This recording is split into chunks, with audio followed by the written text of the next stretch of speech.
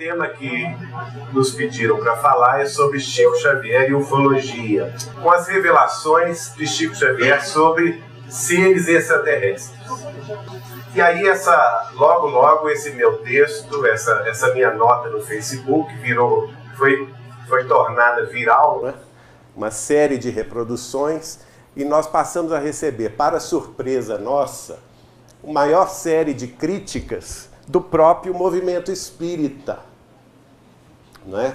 Como se nós estivéssemos falando de um absurdo tão grande que é a existência de seres extraterrestres, de civilizações extraterrestres.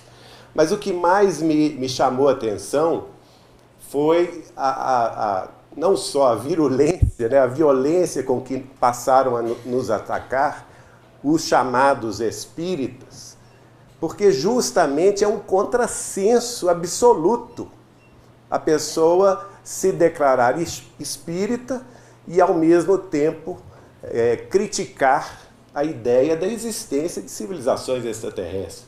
Porque Allan Kardec, o codificador da doutrina dos espíritos, não é? Ele vai, em 1857, lançar o Livro dos Espíritos. Está aqui Allan Kardec. Um visionário também, não é? Porque ele teve coragem. Se Chico Xavier teve coragem, em 1971, no programa Pinga Fogo, de se tornar a primeira personalidade religiosa do mundo inteiro a falar publicamente numa cadeia de rádio e televisão, que é a TV Tupi de São Paulo, sobre a existência de civilizações extraterrestres, Allan Kardec, 120 e alguns poucos anos antes disso, não é? Falou sobre a pluralidade dos mundos habitados. No Livro dos Espíritos, que ele vai lançar em 18 de abril de 1857 em Paris. Quem quiser pesquisar, basta ir ao Livro dos Espíritos, entre as perguntas 55 do Livro dos Espíritos e 58, 59. São poucas perguntas, mas bastante significativas. Então, por exemplo, todos os globos que circulam no espaço são habitados? Perguntou Allan Kardec. E os espíritos superiores responderam a ele: sim, e o homem está longe de ser, como supõe, o primeiro em inteligência, em bondade e em perfeição. Entretanto, há homens que se julgam muito fortes e pretendem que só este pequeno globo tenha o privilégio de abrigar seres racionais. Orgulho e vaidade. Acreditam que Deus criou o universo só para eles. É aquele pontinho ali que o Juliano nos mostrou, a Terra, um ponto minúsculo, não é? E Allan Kardec vai dizer mais. Ele vai dizer, comentando a resposta dos espíritos, ele vai dizer assim: Deus povoou os mundos de seres vivos e todos concorrem para o objetivo final da providência. Acreditar que os seres vivos estejam limitados ao único ponto que habitam no universo, na Terra, seria pôr em dúvida a existência de Deus, que não fez coisa alguma inútil, não é? Está lá. Allan Kardec estabeleceu, portanto, nessas 4, 5 perguntas, um dos 14 pilares do Espiritismo, que é a pluralidade dos mundos habitados. Muito antes desse assunto ser veiculado pela própria ciência, porque nós temos que considerar o seguinte: século XIX, não se conhecia, por exemplo, a existência de outras galáxias. A ciência terrestre achava que tudo era a Via Láctea. Tudo estava em torno da Via Láctea. Não se conhecia a existência de outros planetas fora do sistema solar, coisa que só vem sendo atestada pela ciência no século XXI. E, no entanto, os espíritos já anteciparam a realidade científica que viria a ser conhecida muito mais tarde, não é? Muito bem, agora vamos a Chico Xavier. Vou pedir a imagem do Chico aí. Chico Xavier, muita gente vem desde 2011 nos criticando, e mais ainda quando surgiu o livro Não Será, em 2012, editado pela Folha Espírita aqui de São Paulo, pela nossa querida doutora Marlene Nobre, em parceria conosco, não é? E desde o ano passado com o lançamento do Data Limite. E aí as pessoas que se dizem tão conhecedoras de doutrina espírita começaram a dizer o seguinte: a obra de Chico Xavier não fala em extraterrestres. Vocês estão inventando isso. Chico Xavier nunca falou em ufologia. Isso é invenção. Vocês estão se aproveitando da imagem de Chico Xavier. Eu quero dizer o seguinte: na verdade, minha gente, o que há é um grande desconhecimento sobre a obra de Chico Xavier. Um desconhecimento quase que absoluto, viu? Porque esse homem extraordinário aqui, que estudou nos padrões terrestres apenas até o 3º ano primário, publicou até hoje, no Brasil, 491 livros. E um livro foi publicado nos Estados Unidos da América do Norte, no dia 17 de maio de 1966. O livro chamado, com o título The World of the Spirit, O Mundo dos Espíritos. Publicado em inglês, recebido por ele em inglês, juntamente com o médium Valdo Vieira. E aqui no Brasil, 491 livros. Eu vi que a grande parte aqui, quando o Juliano perguntou se tinha espírita, a grande parte levantou a mão, não é? Vocês espíritas, não vou nem entrar na questão dos outros que não são espíritas. Vocês já leram os 491 livros de Chico Xavier? Ninguém levantou a mão? Nem eu levanto. Nem eu li, eu que sou pesquisador, que fui amigo, né, que conheço sobre a vida e a obra de Chico Xavier, não levanto a mão. Porque, de fato, é impossível conhecer a obra desse homem. Nós vamos precisar de muitas vidas, muitas reencarnações, para compreender a extensão do trabalho que este homem realizou na Terra. 492 livros publicados até hoje. Porque até hoje a editora Vinha de Luz tem publicado livros, a Federação Espírita Brasileira, a editora GEM, aqui de São Bernardo do Campo, outras editoras, material inédito de Chico Xavier que está ainda sendo editado e publicado. Não é? Agora, o que é mais espantoso é o seguinte: qual livro desses 492 livros que Chico Xavier publicou até hoje, a maior obra em língua portuguesa da história, qual desses livros ele primeiro falou em outras civilizações? Alguém sabe? Ninguém? Não. Ó, nossa irmã falou em Nosso Lar. Nosso Lar saiu em 1944. Chico Xavier começou a psicografar em 1927, 8 de julho. O primeiro livro ele publicou em 1932, dia 2 de junho de 32, Parnaso de Além Túmulo. O segundo livro, Cartas de uma Morta, que é este aqui. O segundo livro psicografado por Chico Xavier. Talvez que tenha sido o primeiro pelo seguinte: essas mensagens foram ditadas, escritas psicograficamente pelo Chico, pelo espírito de sua mãe, Maria de São João de Deus. Um espírito familiar. O que ela conta para o Chico? Ela conta a desencarnação dela, a chegada dela no mundo espiritual, o contato dela com seus mentores e guias espirituais. A partir daí, ela visita os vários planos espirituais da Terra. Ela tem contato com várias cidades espirituais que, à semelhança de Nosso Lar, existem nos planos espirituais da Terra. Mas ela vai mais longe. Em determinado momento ela chega para o mentor dela e fala assim, olha, na Terra eu tinha uma fascinação com o planeta Saturno. Eu tinha uma fascinação, eu achava belíssimo o planeta Saturno com seus anéis. Será que eu poderia ir até lá? Será que eu poderia conhecer o planeta Saturno? E o mentor diz a ela que sim, que ele iria levá-la para conhecer Saturno. Está aqui neste livro, Cartas de uma Morta.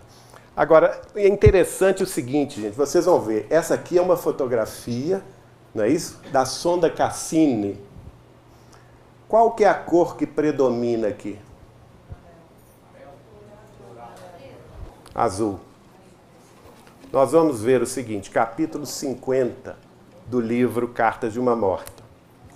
Primeiro ela fala uma coisa muito interessante. Ela diz assim, bastou que fixássemos em nossa mente, olha aí a não localidade, tá? Isso, gente, publicado em 1935, pela editora LAC aqui de São Paulo. Esse livro saiu em 1935.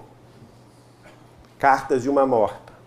Bastou que fixássemos em nossa mente semelhante desejo, qual seria? De viajar a Saturno, para que me visse ao lado de um boníssimo companheiro envolto em atmosfera diferente da que me era habitual nas adjacências da Terra.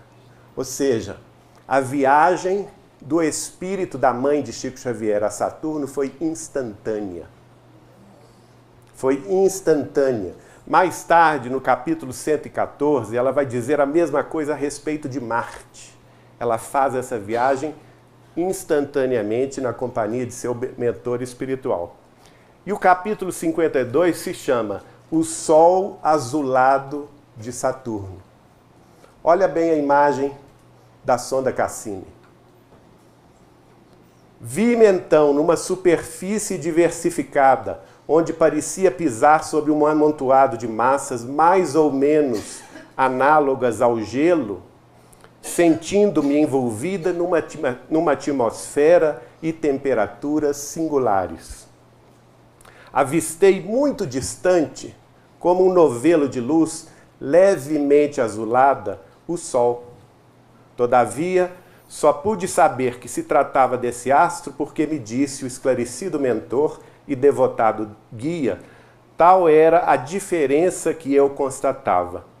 A luz se espalhava por todas as coisas, mas o seu calor era menor, dando-me a impressão de frescura e amenidade, arrancando do cenário majestoso que eu presenciava tonalidades de um rosa pálido e de um azul indefinível. Aí ela vai relatar as cidades dos habitantes de Saturno. E o interessante, ela fala das vegetações, né, que não eram verdes, que não tinham a clorofila, eram de uma cor azulada. E no capítulo 53, ela chama de monstros feios e graciosos. Ela vai relatar os habitantes de Saturno, ou seja, os seres extraterrestres, integrantes deste planeta, desta civilização, que pode ser classificada, no dizer de Allan Kardec, de um planeta feliz, não é um planeta perfeito, mas é um planeta feliz, e ela então descreve o que ela viu. Contemplando o espaço, 1935, hein, gente? Muito acima de nós, vi grandes massas multicores que tomei por variegadas nuvens. E ao mesmo tempo notei que seres estranhos evolucionavam nos ares em gráceis movimentos, apesar de me parecerem bizarros. Nada tinham de comum com os tipos da humanidade terrestre, afigurando-se-me extraordinariamente feios com a sua organização animalesca, mas com suas membranas à guisa de asas, tão estranhas para mim, as quais lhes facultavam o poder de volitar à vontade. Claro, né, gente? Ela está se estranhando de ver uma civilização de seres diferentes. Não seres humanos típicos da Terra, mas seres diferentes. Exatamente, seres mais evoluídos, não é? De uma civilização mais avançada. Ela vai dizer que o Sol aqui representa novos aspectos, porquanto sua luz, em combinação com os elementos atmosféricos, caracteriza-se por composições que desconhecemos. E essa claridade eterna e suave, que nos provoca admiração, é conservada em suas vibrações pelos numerosos satélites. Nós sabemos que Saturno tem mais de 60 satélites, né? 60 luas, que a refletem, refletindo a luz solar, multiplicando os raios luminosos e caloríficos. Agora, sobre essa humanidade, sobre essa civilização, ela vai dizer, o mentor pergunta a ela, espanta-te a contemplação dos seres que a povoam? É que te achas fora dos ambientes rotineiros, faltando-te analogia para saberes comparar as coisas. Essas criaturas que te parecem animais egressos das plagas terrestres, onde os zoófitos encontram seus elementos de vida, são altamente dotadas de sabedoria, sensibilidade e inteligência. Seus sentidos e percepções são muito superiores àqueles com que foram aquinhoados os homens terrestres. E a preocupação máxima de sua existência é a intensificação do poder intelectual. Souberam dominar todos os elementos da natureza e aplicar sabiamente as suas leis. Com suas adaptações e continuados estudos, fizeram deste mundo uma das regiões privilegiadas do universo, onde as almas desejosas de perfeição e beleza estacionam, preparando-se para um glorioso porvir. Não vivem como na terra, uma existência saturada de vícios e de maus costumes, nem se nutrem sacrificando vidas, mas, conforme a natureza, aproveitando-se daquilo que ela nos proporciona espontânea e naturalmente, alimentando-se com frugalidade. Seus problemas comezinhos foram simplificados ao extremo, pois desconhecendo a ambição que na terra avassala os corações, criaram uma organização política, segundo a sua evolução espiritual, regulando com absoluta equidade todas as questões econômicas, o que lhes outorga invejável situação de equilíbrio indene da ação nefasta de guerras.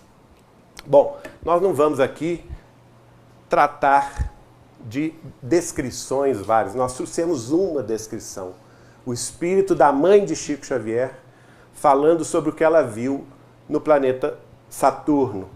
No capítulo seguinte, ela vai descobrir o seguinte. Ela vai descobrir que os habitantes, as crianças de Saturno, quando atingem 6 meses de idade encarnada nesse plano, elas têm o poder mental de se comunicarem com todos os seres vivos do sistema solar. Na mediunidade, a sua máxima potência. As crianças desta civilização são Chico Xavieres, aos 6 meses de idade. Então daí a gente pode imaginar que mundo será esse, não é? Muito superior à nossa terrinha, coitada.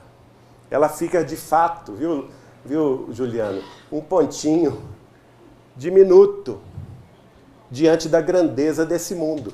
E há mais um detalhe. Os espíritos nos dizem que Saturno não é o planeta mais evoluído do sistema solar, que o planeta mais evoluído é Júpiter. Lá, Allan Kardec vai tratar disso na Revista Espírita, em várias colocações, em vários anos, não é? Mostrando para nós que, por informação espiritual, o planeta perfeito do sistema solar é o planeta Júpiter, de uma civilização muito mais avançada, que a nossa imaginação não tem nem capacidade de compreender. Então nós estamos falando do segundo.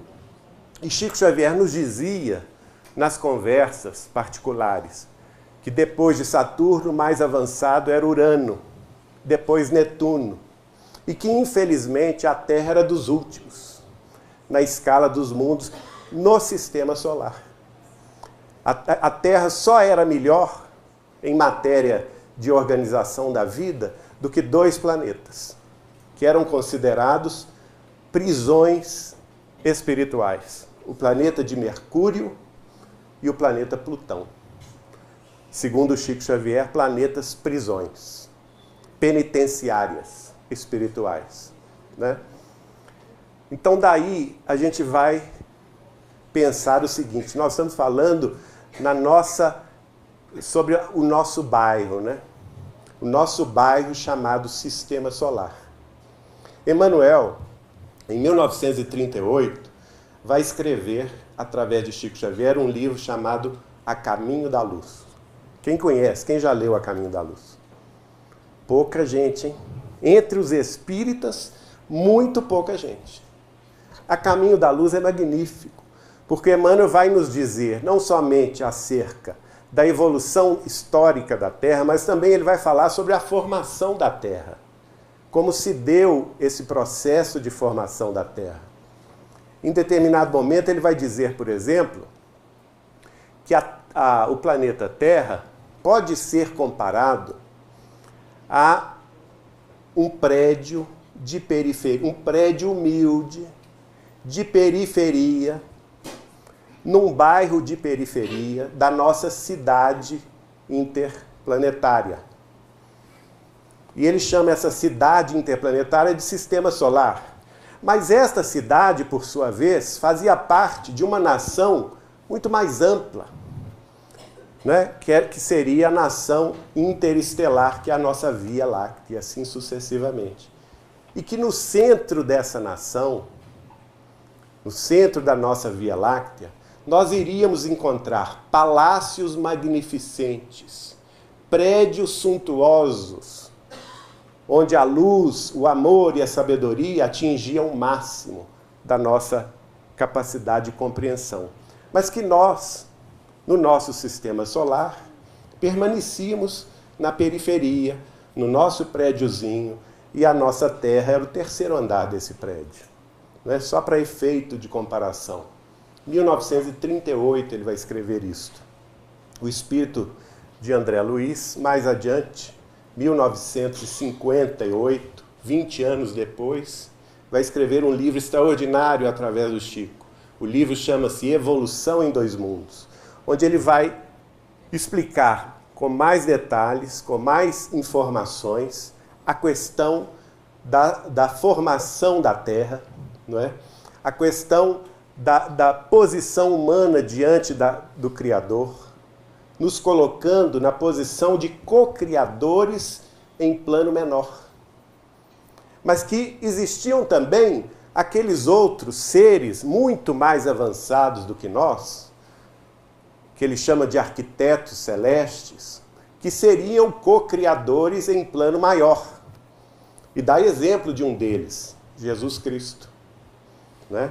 Aqueles seres que já atingiram a sua evolução espiritual num nível muito acima da nossa e que têm a capacidade, por exemplo, de trabalhar na formação de planetas, de sistemas estelares, de nebulosas, de galáxias, co-criadores em plano maior. Nós, seres humanos, continuamos na posição de co-criadores em plano menor, porque somos co-criadores em medida relativa, não é? Quando um homem e uma mulher formam uma família e têm um filho, por exemplo, nós estamos sendo co-criadores em plano menor, formando corpos transitórios. Porque todos os co-criadores têm a atividade transitória. A gente constrói alguma coisa, a gente planeja alguma coisa, executa o que foi planejado dentro de uma perspectiva limitada, sempre relacionada com a nossa capacidade de realização, não é? O engenheiro, por exemplo, ele pode projetar uma construção, não é? Imaginar com seus conhecimentos como fazer uma ponte, como construir um prédio, construir uma estrada, um porto, dentro dos seus conhecimentos. Isso vai passar por uma etapa de planejamento, de pesquisa, e depois vai passar à prática, usando a mão de obra, usando os recursos disponíveis. E assim sucessivamente, em graus diversos, aqueles seres co-criadores em plano maior vão também fazer o mesmo, só que em relação à constituição de planetas, constituição de luas, constituição de sistemas estelares inteiros e assim sucessivamente.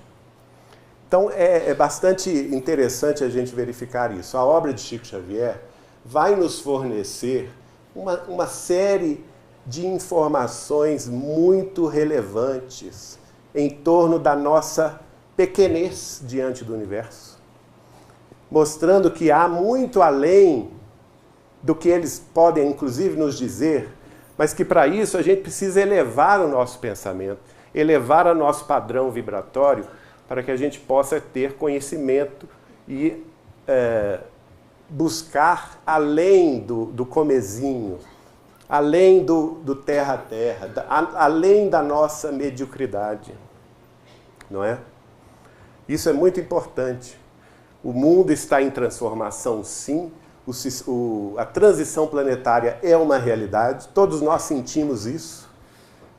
A questão do tempo, por exemplo, nós vamos dizer, Allan Kardec, no livro A Gênese, no capítulo 18, Sinal dos Tempos, ele mesmo chega à conclusão, pela informação dos espíritos superiores, que a transição planetária do mundo de expiações e de provas para o mundo de regeneração havia começado 100 anos antes da codificação espírita, portanto em 1757. O que vem logo a seguir de 1757? Alguém se lembra? Revolução Francesa. E depois, 1776, o que vem? 4 de julho, vou dar uma dica. A independência dos Estados Unidos da América do Norte, que influenciou o quê? Os movimentos libertários da América Latina inteira, inclusive do Brasil, que se libertou de Portugal em 7 de setembro de 1822. E por aí, toda a transformação socioeconômica, política, social, científica que ocorreu desde a Revolução Industrial, né? A chegada das ciências psicológicas na segunda metade do século XIX, paralelamente ao surgimento do Espiritismo com Allan Kardec, não é? O trabalho de Freud, antes dele, trabalhadores ali do Hospício de Paris, não é? Depois o trabalho de Freud e os que se sucederam a ele, enfim, todo um movimento de mudanças de paradigma que vão culminar no século XX, onde? Na ciência e na tecnologia. Chico Xavier nos dizia que o século XX será conhecido no futuro da humanidade como o século das ciências e da tecnologia. Mas o século XXI, diferentemente do século XX, será conhecido como o século do renascimento das artes e da espiritualidade. Por quê? Porque é o final do processo de transição planetária. Não é? No livro Plantão de Respostas, respondendo a uma pergunta, Chico Xavier, sobre a transição planetária, Chico Xavier vai dizer o seguinte: o espírito de Emmanuel afirma que a Terra será um mundo regenerado no ano de 2057. Não estamos longe disso, né? 2057. O que isso nos faz lembrar, gente? 200 anos da codificação espírita, que foi feita por Allan Kardec em 1857.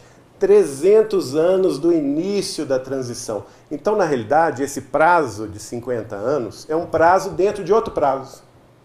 Tá certo? O prazo real da transição planetária é 3 séculos, começando 100 anos antes da codificação espírita e terminando 2 séculos, 200 anos depois da codificação espírita, em 2057. Não é? Então, nós estamos subindo o degrau dessa escada passo a passo, em termos científicos, em termos dos avanços tecnológicos, em termos dos avanços da medicina, da compreensão do funcionamento do corpo humano, não é? Em termos de artes, de manifestação do sentimento, em termos de espiritualidade. Tudo isso é um degrau que se soma ao outro no caminho da regeneração planetária. Muita gente fala assim, mas Chico Xavier nunca falou do fim do mundo. E eu respondo, e nem nós. O Data Limite não está falando de fim do mundo, nunca falou. O livro Não Será em 2012 nunca falou em fim do mundo. Não existe o fim do mundo, né? O que existe é um fim de um período. O período da Terra como um planeta de expiações e de provas. Onde prevalece o quê? O mal e a ignorância. Os vícios, o crime, a guerra. Lembra-se da mãe de Chico falando sobre a civilização de Saturno? Ela vai dizer que eles nunca tiveram esses problemas da guerra. Mais adiante, no capítulo 114 desse livro, ela vai falar sobre a civilização marciana, que já é um planeta regenerado, menos evoluído que Saturno, mas regenerado, e que a diferença de evolução dos marcianos com os terráqueos é que lá em Marte éramos para sermos civilizações irmãs, entre 2 planetas vizinhos.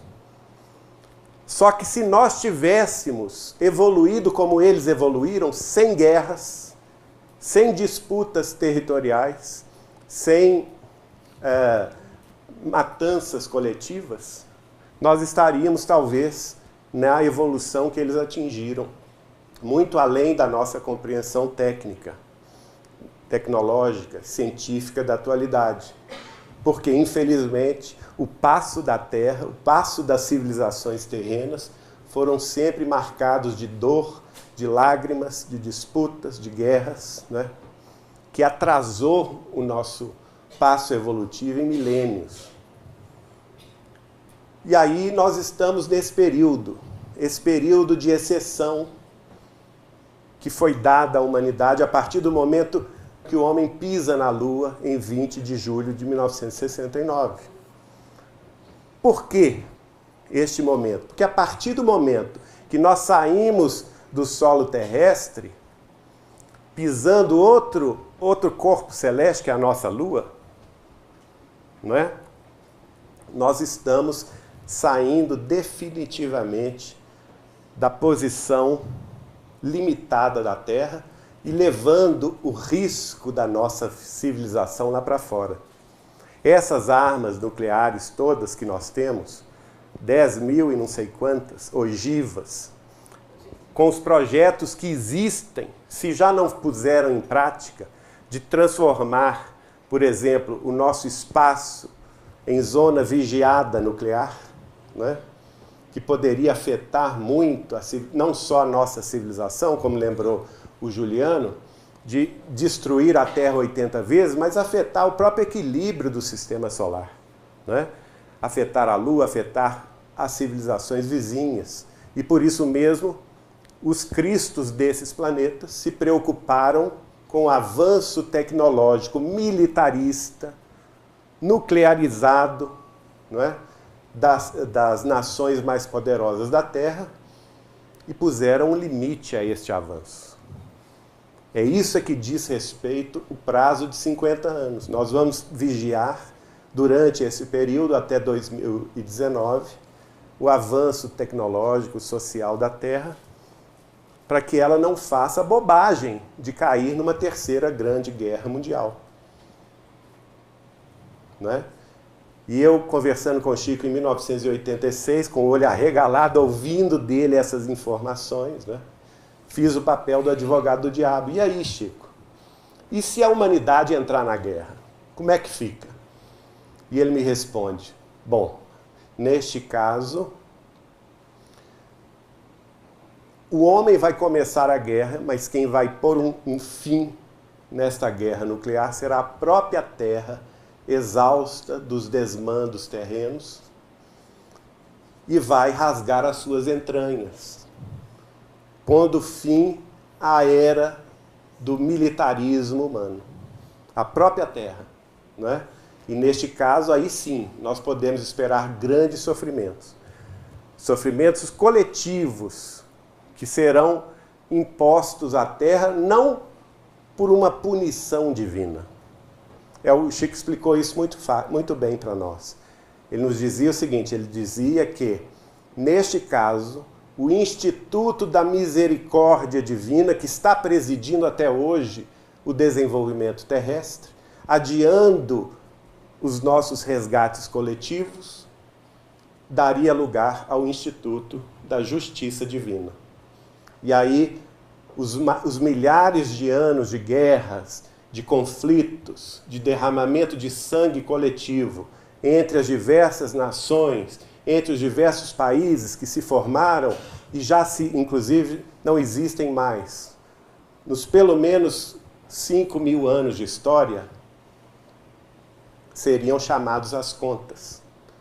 E nós teríamos que responder pelo mal que fizemos nesses séculos de lutas inglórias. Não queremos apavorar ninguém. Ao contrário, a Terra hoje está muito mais próxima da visão otimista do que estava em 1986, quando nós conversamos com Chico Xavier, né? Hoje eu sou muito mais otimista de que vamos vencer esse prazo sem guerra, porque estamos apenas há 4 anos e meio, até menos do que isso, né?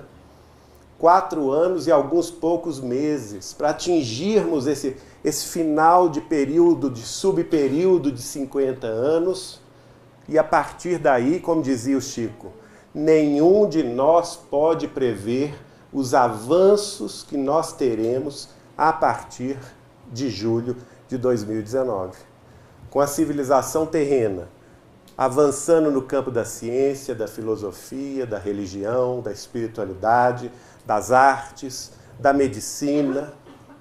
Chico me disse assim, olha, Geraldinho, a televisão, a ciência televisiva, né, a pesquisa científica em torno da televisão vai desenvolver-se a tal ponto que em meados do século XXI, portanto, 2050, sem querer, a humanidade terrestre vai sintonizar com o plano espiritual, com os diversos planos espirituais da Terra, e poder se comunicar livremente com aqueles que residem fora do corpo físico, nas cercanias da Terra.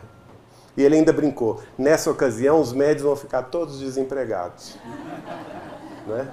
Vão perder o emprego, porque cada um de nós terá condição de levar essa máquina ou ter uma máquina dessas em casa e se comunicar com seus parentes que foram para a vida espiritual mais cedo.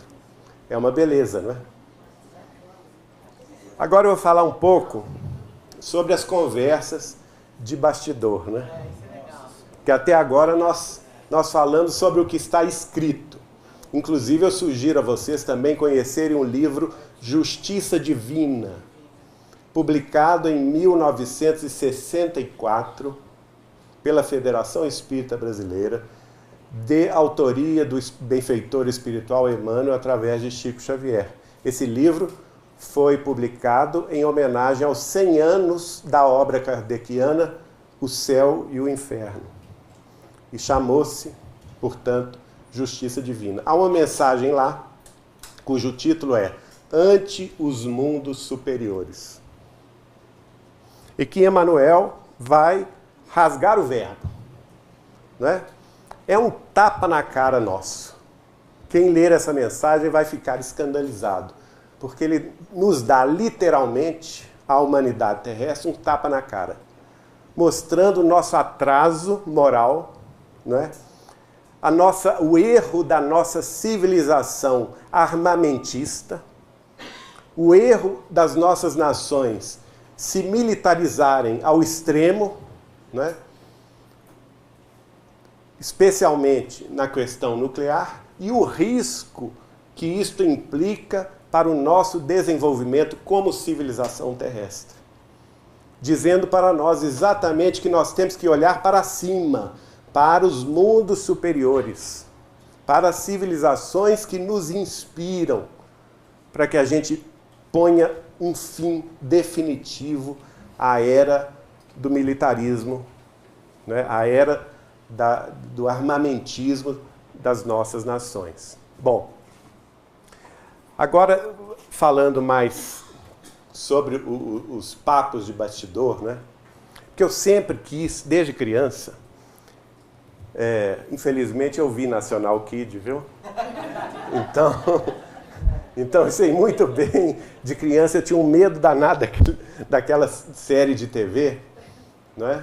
Mas eu me lembro muito bem que eu era ficcionado do Star Trek, Jornada nas Estrelas, não perdia um capítulo sequer. E depois vieram os filmes no final da década de 70, início da década de 80, os filmes sobre a chegada de extraterrestres na Terra, não é? Guerra nas Estrelas, Independence Day, não é? E outros mais. E eu sempre quis ver um extraterrestre, ter um contato imediato. Em certa ocasião eu caí na bobagem de falar com o Chico: ô Chico, você que é assim com os homens lá em cima, vê se você me ajuda a ver algum dia desses, ter um contato com uma nave, com um grupo, uma civilização extraterrestre. E ele então me assustou. Porque ele diz assim: ah, não, a coisa não é bem assim como você está pensando não, Jerônimo. Nós temos que ter muito cuidado, porque nem todos os extraterrestres, nem todas as civilizações extraterrestres são avançadas moralmente. Cerca de 90% delas realmente são. Elas têm um avanço, não só o avanço científico, tecnológico, muito além dos conhecimentos terrestres, mas também o avanço moral. Estão ligadas ao sentimento, ao coração, ao amor fraterno. Protegem a humanidade terrestre, né? Em nome do Cristo, elas agem em nosso próprio benefício. Mas existem 10% dessas civilizações que, à semelhança da Terra, apenas se desenvolveram na tecnologia, apenas se desenvolveram no conhecimento científico, permanecendo com o coração petrificado. E alguns desses extraterrestres, infelizmente, de vez em quando furam o bloqueio de proteção e chegam até nós, raptando seres humanos, animais, raptando, abduzindo, né? A palavra correta é isso, né?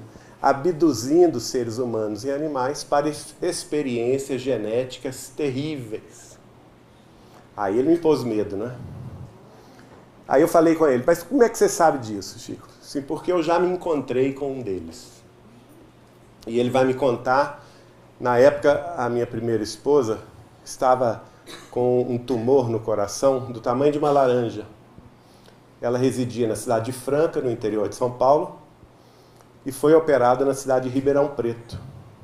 Chico e o irmão dela morava com o Chico Xavier desde 1968, Vivaldo da Cunha Borges, ele que fazia toda a diagramação dos livros do Chico. E aí o Chico vai com o Vivaldo e o Dr. Elias Barbosa, nessa ocasião ele era médico do Chico, de Uberaba para Franca para visitar a família Borges, e de Franca para Ribeirão Preto. Ele ia visitar justamente a Eliana no hospital. Ela tinha passado pela cirurgia no peito, não é? Retirado o tumor, que era do tamanho de uma laranja, e o Chico ia fazer uma visita a ela. No percurso de Franca a Ribeirão Preto, o Chico me conta que inicialmente o Chico gostava dessas viagens de madrugada justamente porque não aparecia ninguém. Ele brincava conosco o seguinte: se eu for viajar de dia e paro numa estação né, numa parada intermediária, eu queria confusão, porque o povo junta em torno e tudo, né? E ele brincava, onde eu apareço eu arrumo confusão, Geraldinho. Então eu escolhi essas viagens justamente de madrugada. 3 horas da manhã, aproximadamente, o Chico disse que uma luz passou a se projetar sobre o carro onde os 3 integrantes estavam, um deles, Chico Xavier. Né? E ele, imediatamente, começou a orar. Começou a pedir assistência espiritual do seu mentor Emmanuel. E mais apavorado ele ficou quando o Emmanuel virou para ele e falou assim, reza mesmo, Chico, que a coisa é feia. E aí ele dobrou, triplicou as preces, né? Em determinado momento da estrada, o carro parou. E essa luz que estava iluminando o carro onde Chico Xavier estava, foi em direção ao campo ao lado.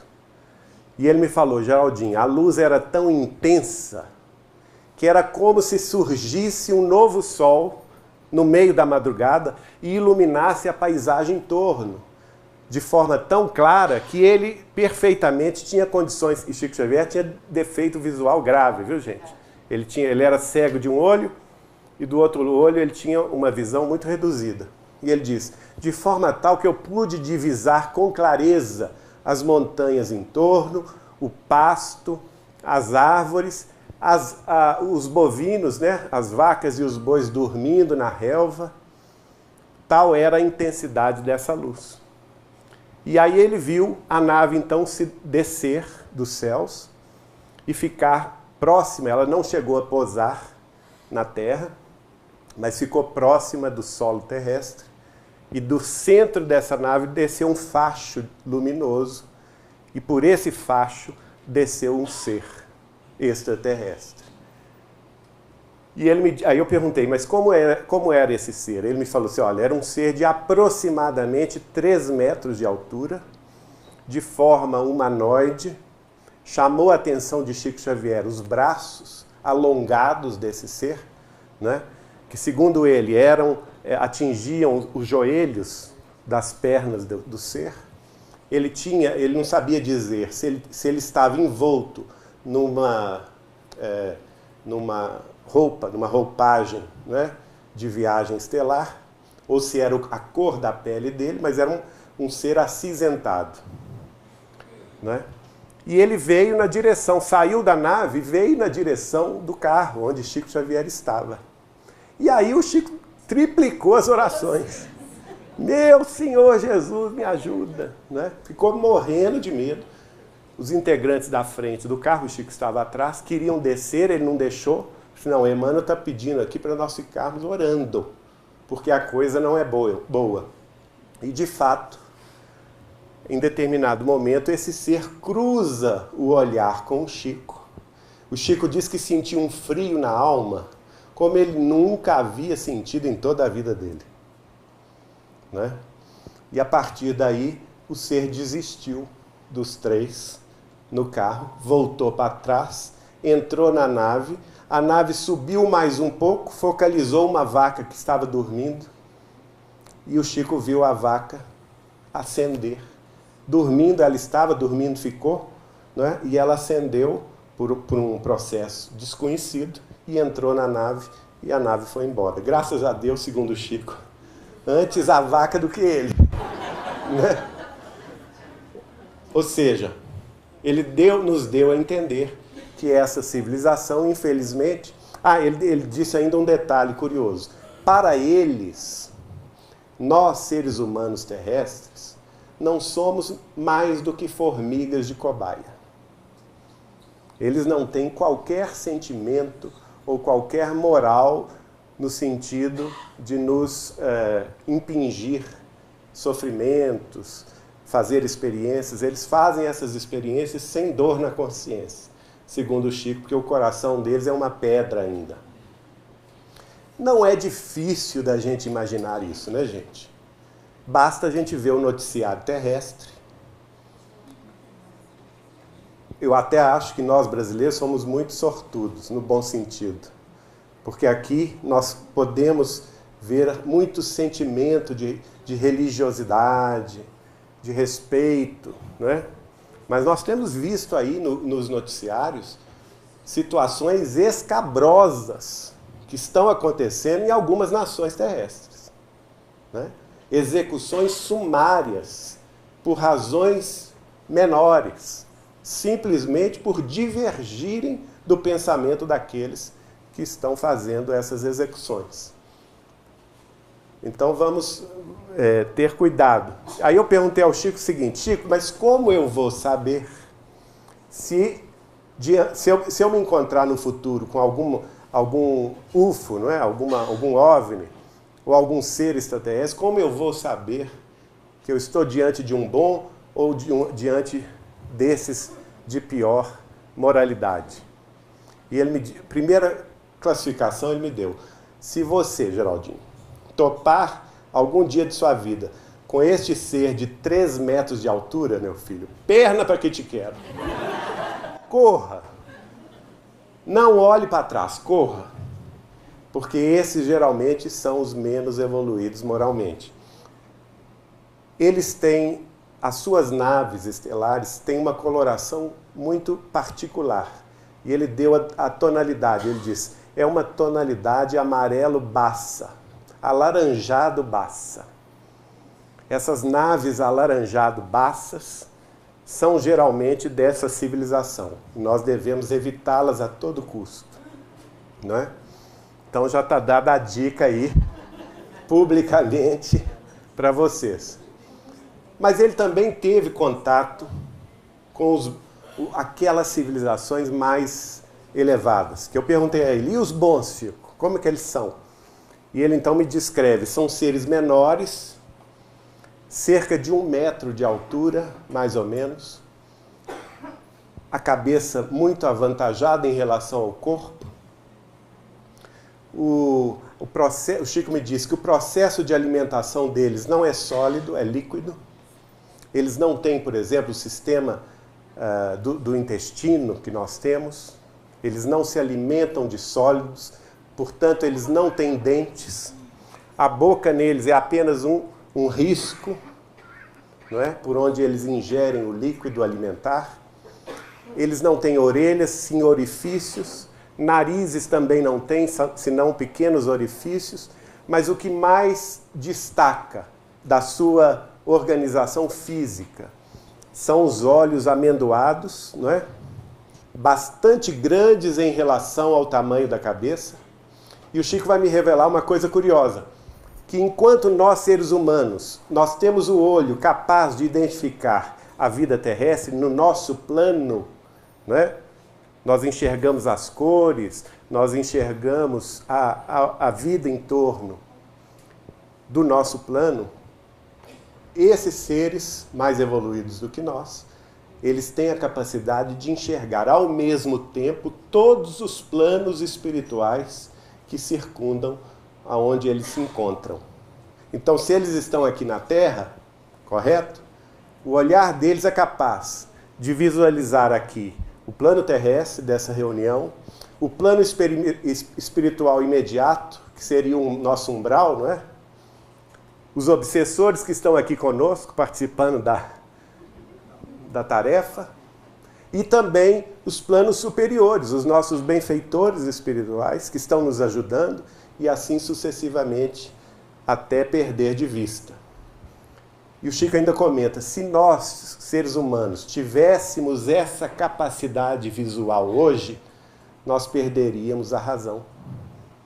É por isso que nós não a temos. Nós precisamos nos concentrar no plano de vida físico em que nos encontramos, porque ainda não sabemos lidar com essa diversidade de informações que eles já podem, porque superaram muitas das barreiras morais para tanto.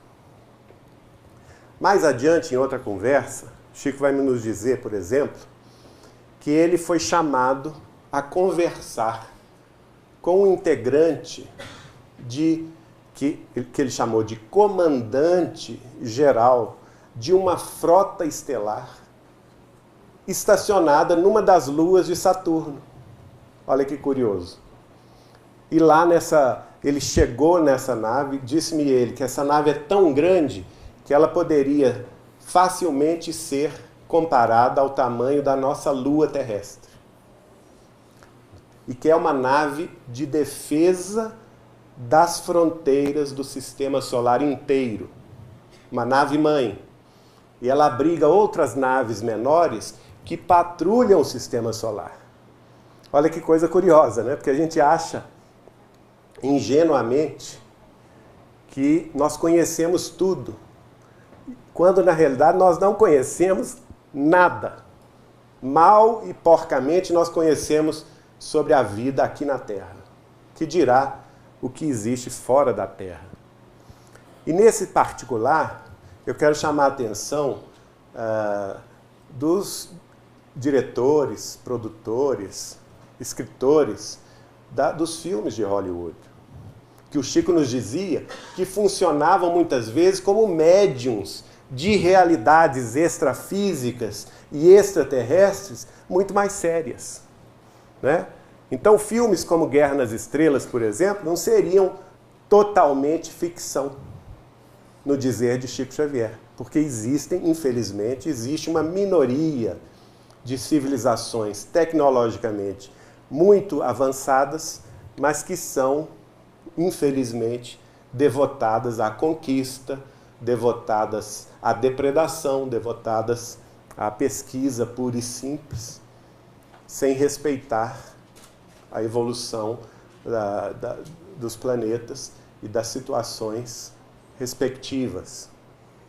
E ele, Chico Xavier, vai até a nave-mãe, conversa com esse comandante-geral, que lhe explica que ele trabalhava sob as ordens do Cristo, não Jesus Cristo, mas do Cristo do sistema solar inteiro, que estaria acima de Jesus na hierarquia dos seres.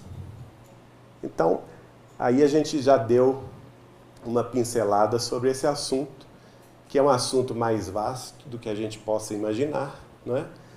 E quisera nós todos aqui na face da Terra poder acreditar hoje que estamos, de fato, finalizando esse período de 50 anos, que vai a julho de 2019, com esperança de que a Terra, ou que as nações supercivilizadas, ou que as nações superpoderosas da Terra, os Estados Unidos da América do Norte, a Grã-Bretanha, a França, a China, a Rússia, a Índia, hoje também o Paquistão, Israel, essas nações que têm o poder de tecnologias de massa, de destruição em massa, que elas possam refrear os seus impulsos guerreiros, que elas possam receber a influência de nossas preces. O Chico pedia para nós que nós tínhamos obrigação de orar,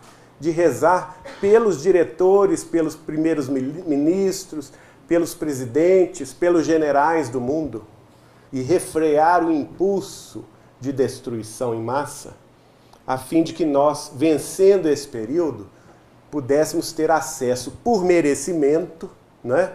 Em várias vezes lá na filmagem do programa Pinga Fogo, que foram na realidade 2 programas durante o ano de 1971, Chico Xavier faz referência a isso. Se e somente se tivermos merecimento para tanto.